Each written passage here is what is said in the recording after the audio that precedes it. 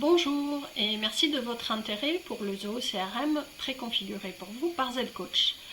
Alors, à qui s'adresse cette version de Zoho déjà un petit peu retravaillée pour vous permettre en fait d'accélérer votre mise en place et votre exploitation de votre nouveau CRM Zoho? Eh bien, pour pouvoir en bénéficier, il faut disposer d'un environnement CRM vierge. Donc, soit vous en avez un existant, vous n'êtes vraiment pas satisfait et on va le réinitialiser en quelque sorte, recréer un nouvel environnement. Soit vous n'en avez pas encore et on va pouvoir vous ouvrir une version toute neuve de Zoho CRM et on va faire cette copie en fait de notre environnement préconfiguré. Alors, quelles sont les particularités de cette préconfiguration? Pourquoi la privilégier par rapport à un essai Zoho standard? Eh bien, tout simplement parce qu'on a retravaillé deux éléments essentiels pour la réussite de votre projet CRM. Le premier, c'est l'amélioration de l'ergonomie pour l'utilisateur. On a mis en place des interfaces graphiques personnalisées. Nous allons voir ça juste après dans la démo. Et deuxième point, la structure a déjà été retravaillée de manière à faire disparaître les champs inutiles qui sont systématiquement mis à disposition quand vous ouvrez un nouveau CRM de test. Et nous avons également mis en place différents éléments de structure, différents champs spécifiques qui vont bénéficier des toutes dernières évolutions de Zoho CRM pour vous faciliter la gestion de vos menus personnalisés. Et donc grâce à ça, il vous restera assez peu de temps de mise en place pour avoir déjà une version totalement fonctionnelle, bien sûr, mais aussi personnalisée de votre environnement CRM. Alors qu'est-ce qui est inclus dans cette offre? Donc, je vous propose déjà, pour que vous puissiez saisir facilement l'intérêt de cette version, de bénéficier de 15 jours d'essai gratuit. Donc pour ça, vous allez cliquer sur le petit bouton sur le site « Demander un essai gratuit », vous remplissez un petit formulaire et nous vous mettons à disposition cet environnement qui va être donc dans un premier temps avec des accès que nous allons vous fournir nous.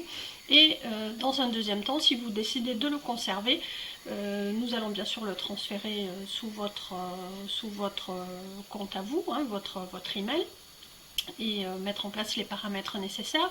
Et pour cela, il faudra choisir une des formules proposées. Donc la première comprend 3 heures d'accompagnement, c'est vraiment le minimum pour pouvoir faire ce transfert de l'environnement de test et vous aider dans les paramétrages, parce que si vous découvrez Zoho, c'est quand même mieux d'être un petit peu guidé. Deuxième option, si vous savez dès à présent que vous allez avoir besoin d'un petit peu plus d'accompagnement, notamment pour du transfert de compétences en tant qu'administrateur, il y a une formule également avec 10 heures d'accompagnement. Donc vous retrouverez ces formules en fait en bas de page. Donc là, dans la page que vous avez visitée, il y avait quelques exemples et vous trouvez tout en bas les différentes formules avec les liens pour y souscrire directement. Et si vous avez des besoins vraiment spécifiques avec pas mal de personnalisation qui va donc impliquer la mise en place de modules personnalisés, on peut aussi vous proposer une formule. Ça reste toujours intéressant de partir de cette base préconfigurée parce qu'on va gagner beaucoup de temps sur tout ce qui est objet standard dans un CRM, donc la gestion des prospects, des sociétés, des contacts associés à ces sociétés, et des opportunités ou affaires que votre équipe commerciale va piloter. Donc ça, ce sont les éléments principaux qui sont personnalisés dans ce CRM préconfiguré. Alors si vous n'êtes pas encore très sûr et que vous avez des questions, n'hésitez pas à déclencher la fenêtre de chat sur le site. Vous aurez un menu de choix qui va vous permettre d'aller prendre rendez-vous directement dans mon agenda.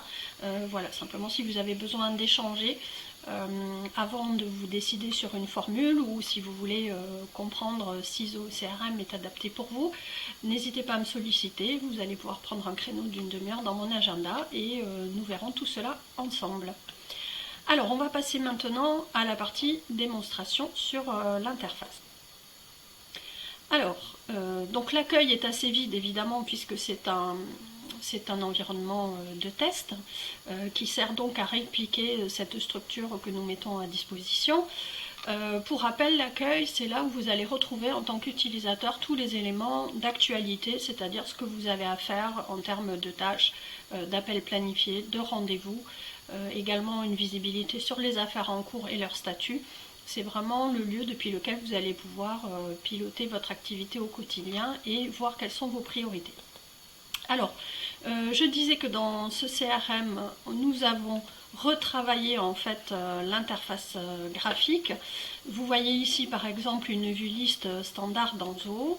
Et bien grâce au Canvas, on va pouvoir personnaliser même les vues listes de manière à les rendre beaucoup plus facile à consulter, notamment si vous devez construire des listes d'appels.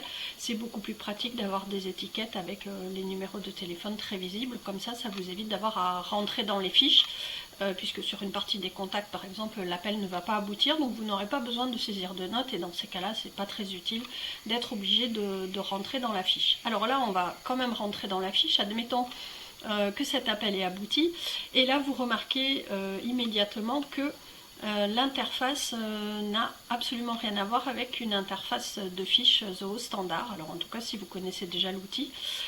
Si vous ne le connaissez pas encore, je vous montre l'affichage standard Zoho.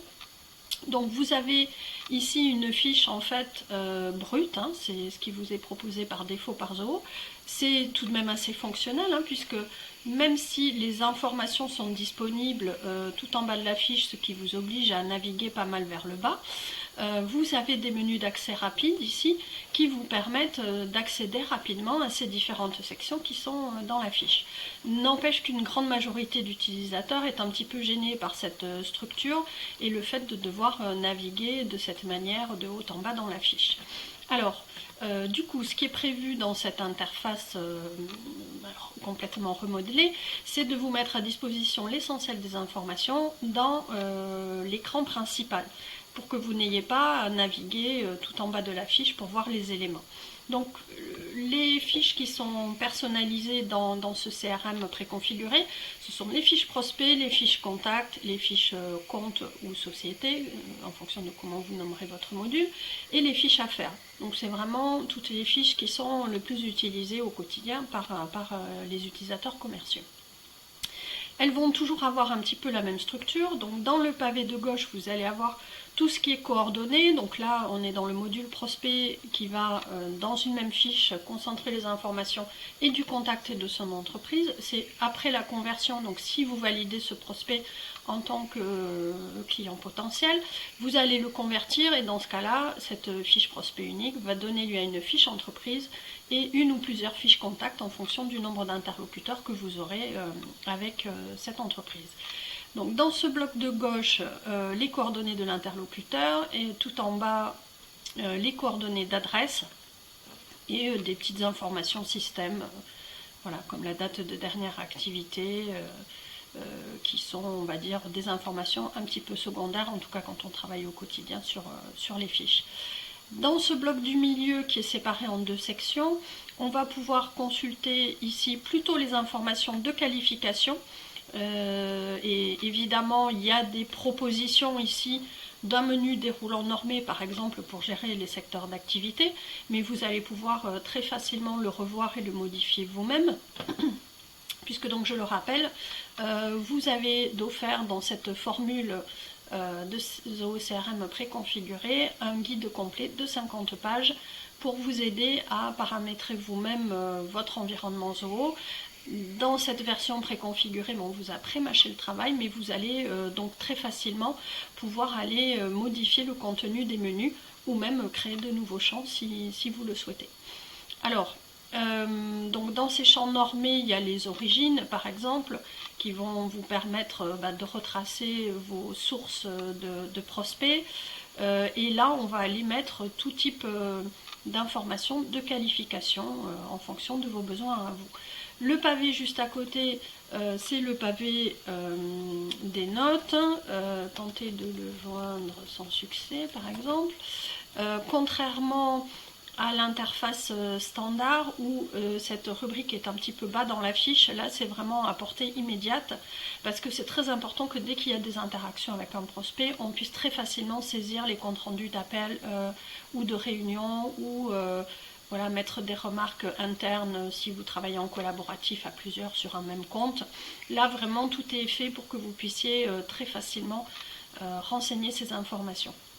Dans le bloc de droite, on va retrouver tout ce qui est à venir ou en retard, donc tout ce qui est tâches, appels, rendez-vous, qui sont en retard, puisque tant qu'ils ne sont pas marqués comme terminés, ils vont continuer d'apparaître dans vos éléments à réaliser.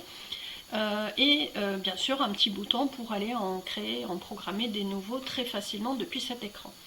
Donc là on est un petit peu descendu dans la fiche, c'est parfait puisque ça me permet de vous parler de l'accès par onglet. Donc contrairement à tout à l'heure dans la fiche brute où on voyait qu'il fallait naviguer vers le bas grâce au menu d'accès rapide pour pouvoir consulter les différentes sections, ici elles sont présentées sous forme d'onglets, ce qui va vraiment faciliter la consultation et la navigation.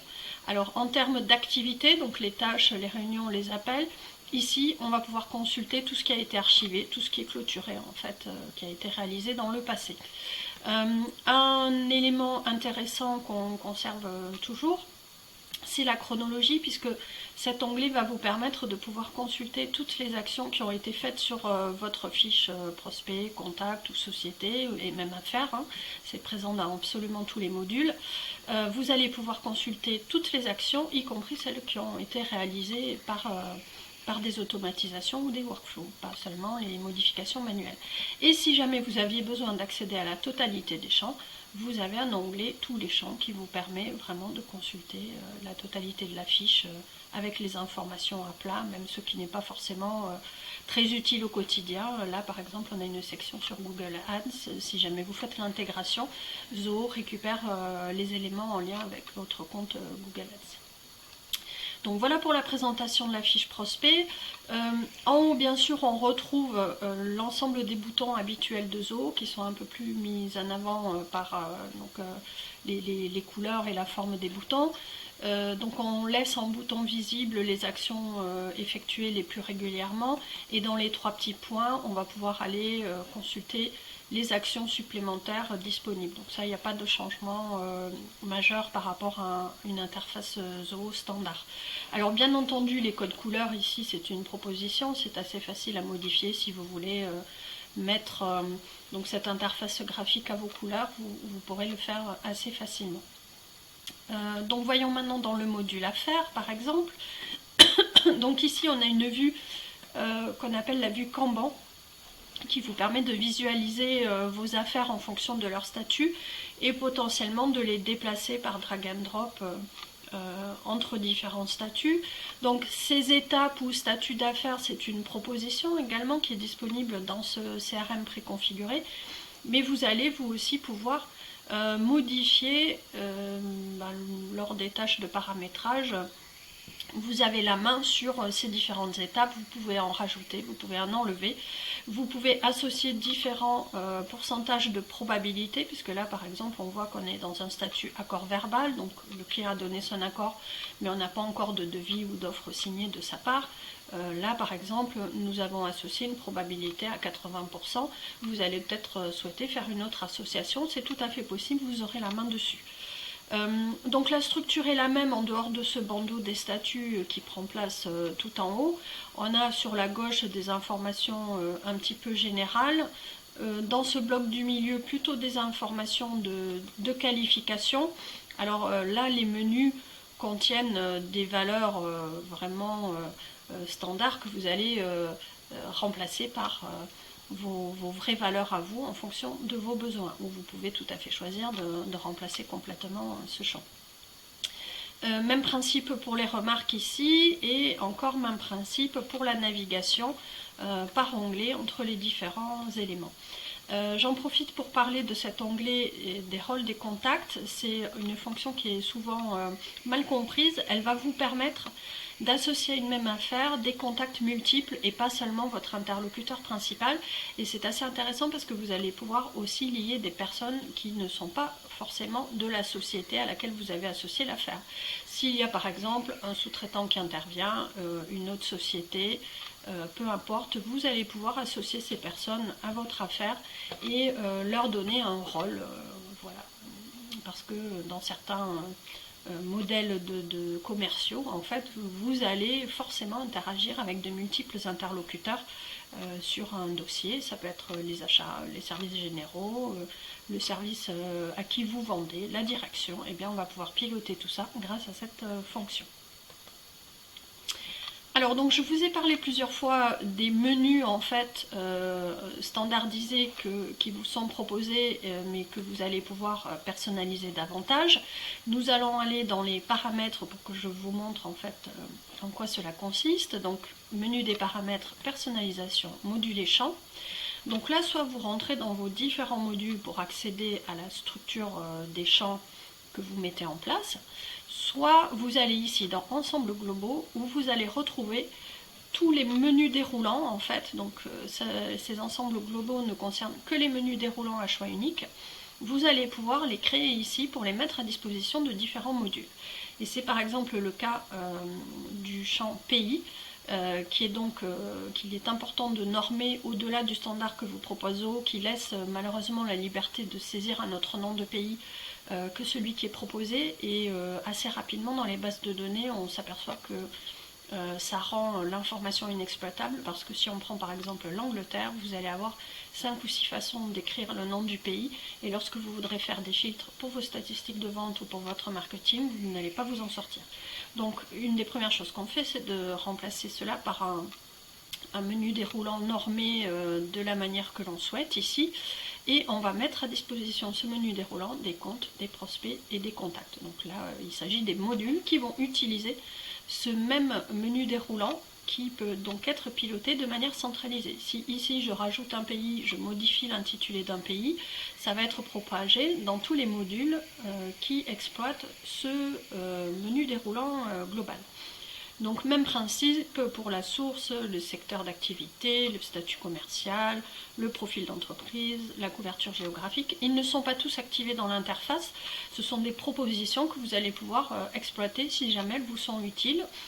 Si vous n'en avez pas l'utilité, vous ne les intégrez pas dans vos modules et ce sera totalement transparent pour vos utilisateurs. Ce sont des propositions en fait que vous pouvez exploiter librement. Alors c'était le point le plus important concernant la gestion des champs. Je ne vais pas rentrer dans le détail des champs que nous avons personnalisés dans les différents modules pour ne pas alourdir cette démonstration. Le mieux est que vous ouvriez un environnement de test pour vous rendre compte par vous-même des éléments voilà, qui ont été préparés. Ce qu'il faut savoir, c'est qu'en fait, bien sûr vous êtes libre de les faire évoluer, mais c'est en tout cas une proposition de structure qui est une base saine qui va vous permettre de faire évoluer facilement votre CRM. Même si vous rajoutez demain 10 000 contacts, cette structure va être capable de les gérer, de vous permettre derrière d'obtenir le reporting, les statistiques et la gestion de votre base de prospects clients d'une manière conforme aux bonnes pratiques. Également, le fait d'avoir cette structure qui est bien pensée et qui anticipe les évolutions futures, ça va vous permettre de bénéficier des intégrations natives Zoho ou même avec des applications tierces via le marketplace, tout en ayant conservé une structure qui s'y prête. Parce que trop souvent dans les CRM que les entreprises ont configuré elles-mêmes sans bien maîtriser l'écosystème Zoho, on va s'apercevoir qu'il y a des champs qui ont été remplacés, des champs qui ont été complètement supprimés parce que leur utilité n'était pas forcément évidente au départ. Mais lorsque vous voulez connecter par exemple les devis factures ou d'autres outils comme la signature électronique, je dis un exemple au hasard mais qui est assez fréquent, il y a des entreprises qui ont mis en place Zoho CRM et qui se sont dit mais pourquoi il n'y a pas d'email sur les fiches société. Nous on a des interlocuteurs avec des emails génériques, on veut mettre l'email sur la fiche société. Et donc vous allez faire ça et puis petit à petit vous allez vous apercevoir que même si un email sur la fiche société, vous n'arrivez pas à l'exploiter dans Zoho parce que Zoho estime que en plus c'est rendu de plus en plus incontournable de par le règlement RGPD, vous ne pouvez pas avoir du consentement si vous écrivez à un email générique. Donc ces emails génériques en général sont exclus des outils d'emailing et dans Zoho, du coup, il n'est pas autorisé d'avoir un email générique au niveau de la fiche société. En tout cas, vous pouvez l'afficher, mais vous ne pourrez pas l'exploiter pour l'envoi d'email. Donc vous devez associer un contact quitte à l'appeler secrétariat, où vous allez donc dans cette fiche contact associer l'email générique, et là vous pourrez faire des actions. Alors donc pas de l'email de masse comme je viens de l'expliquer. En revanche, vous allez pouvoir envoyer des emails individuels depuis votre CRM, que ce soit manuellement ou que ce soit via un workflow. Donc voilà, ça c'est un exemple de détournement qui est assez fréquent et pour lequel on se dit voilà, que ça ne va pas poser de problème. Mais en réalité, à terme, ça pose un problème. Parce que si au bout de 2 ou 3 ans, vous avez 3000 emails comme ça dans les fiches sociétés qui ne sont pas présents dans les fiches contacts, et bien vous allez devoir faire tout un travail pour arriver à basculer ces adresses email qui sont importantes vers des fiches contacts que vous allez devoir créer pour faire cette récupération. Donc voilà, vraiment, non seulement je vous invite à utiliser cette base CRM préconfigurée, mais à être très prudent dans la suppression de certains champs, vraiment en dehors des champs vraiment accessoires. Il faut éviter de supprimer des champs principaux dans les fiches, et c'est valable aussi pour les affaires, dans la notion de date d'échéance, les étapes et les montants, parce que si vous enlevez un de ces 3 éléments, donc quand je dis les montants, je parle du champ système montant de l'affaire dans Zoho. Si vous enlevez ces éléments-là, il y a plein d'éléments de reporting que vous n'allez pas arriver à exploiter, et vous ne pourrez pas utiliser le module prévision commerciale de Zoho qui est très bien fait, donc ce serait dommage de s'en priver. Voilà, donc n'hésitez pas à bénéficier de l'essai gratuit, ça va vous permettre de vous rendre compte de l'utilité de cette version de Zoho préconfigurée pour vous. Et en plus, vous bénéficierez d'une assistance, donc 3 heures d'assistance dans la version la moins coûteuse qui n'est qu'à 290 €. Et vous aurez également, grâce au guide CRM de démarrage, en fait, vous allez bénéficier sur 50 pages d'instructions assez détaillées pour paramétrer vous-même, finaliser l'outil, créer vos utilisateurs, gérer les éléments liés à la sécurité, connecter les boîtes email, les agendas. Il y a plein d'actions à faire en fait à partir du moment où vous avez mis en place votre environnement CRM, de manière à ce que l'utilisation soit vraiment aisée et incontournable pour vos équipes. Voilà, j'espère que cette présentation vous aura plu. Je suis à votre disposition pour toute question et j'espère vous retrouver très bientôt pour vous aider à mettre en place votre Zoho CRM. Au revoir.